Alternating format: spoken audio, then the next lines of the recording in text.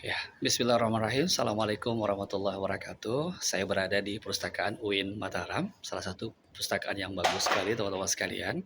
Nah, saya izin menyampaikan hasil bacaan saya dalam satu buku teman-teman sekalian yang kita bisa berbagi untuk Bapak Ibu ya atau siapa saja yang membutuhkan informasi tentang ini. Bagaimana kiat orang tua mencegah kekerasan seksual terhadap anak. Nah, teman-teman sekalian, dengan kita membaca buku, kita bisa mendapatkan informasi untuk kita bisa bagikan ke orang lain. Baik, beberapa hal yang bisa kita lakukan sebagai orang tua untuk mencegah kekerasan seksual terhadap anak. Eh, yang pertama, Bapak Ibu sekalian adalah kenalkan anak tentang konsep kekerabatan. Anak perlu mengetahui cara bersikap terhadap kerabat terdekat dengan sedari dini, menjaga dan membatasi diri akan perilaku dan sikap terhadap kerabat kita. Nah, yang harus orang tua lakukan adalah buat pohon kekerabatan dengan membagi klasifikasi mana yang termasuk kerabat dekat, mana yang termasuk kerabat jauh, serta sikap yang harus ditunjukkan.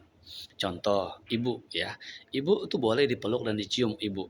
Membuka pakaian dan menunjukkan luka di bagian tubuh uh, bagian tubuh yang sakit ya. Yang kedua paman. Paman tuh boleh dipeluk sebatas punggung kita. Cium sebatas kening, tidak membuka bagian tubuh di depan paman ya. Itu yang perlu disampaikan ke anak-anak. Nah, yang kedua, kenalkan anak tentang perbedaan teman, saudara, dan orang asing. Dengan memperkenalkan perbedaannya, kita bisa mengajarkan anak untuk bisa bersikap yang berbeda terhadap mereka. Contoh, kepada teman. Maksud teman di sini bukan hanya teman bermain anak ya, tetapi pihak-pihak yang dekat dengan aktivitas anak semisal guru, supir pribadi ya, dan lain-lain ya. Boleh percaya tetapi tidak mencampuri urusan pribadi dan keluarga kita ya.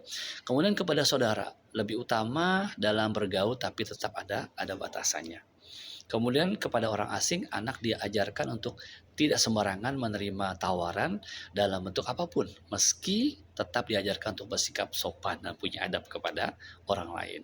Nah, yang harus orang tua lakukan adalah bermain peran dengan anak dengan mencoba berbagai peran, mulai sebagai teman, saudara, atau orang asing, dan meminta anak merespon berbagai peran yang dijalankan supaya anak berlatih. Gitu ya. Kemudian yang ketiga, kenalkan anak tentang jenis sentuhan. Ya, ada 3 jenis sentuhan yang harus diperkenalkan kepada anak kita. Yang pertama, sentuhan yang pantas. Sentuhan atas dasar kasih sayang umumnya dari kepala sampai pundak, sampai pundak.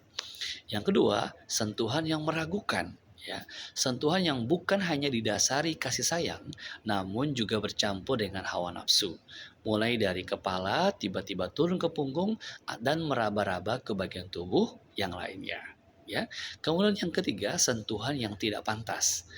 Sentuhan yang didasari atas nafsu, yang disentuh seputar alat vital dan dada. Ya, maka yang orang tua harus lakukan adalah melakukan permainan body contact dengan anak untuk memperkenalkan bagian tubuh yang boleh disentuh mulai dari kepala, tangan, siku, dan kaki.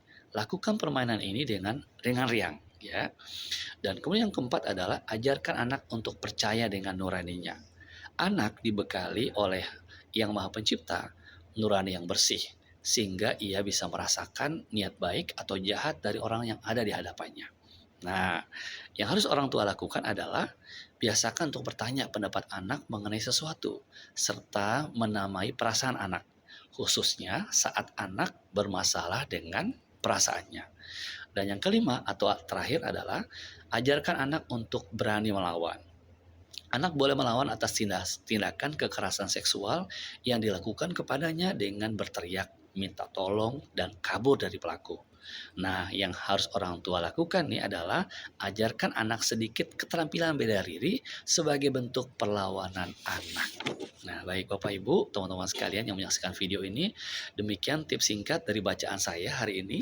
Ini di perpustakaan ya teman-teman, tentang kiat orang tua mencegah kekerasan seksual terhadap anak. Mudah-mudahan manfaat. Assalamualaikum warahmatullahi wabarakatuh.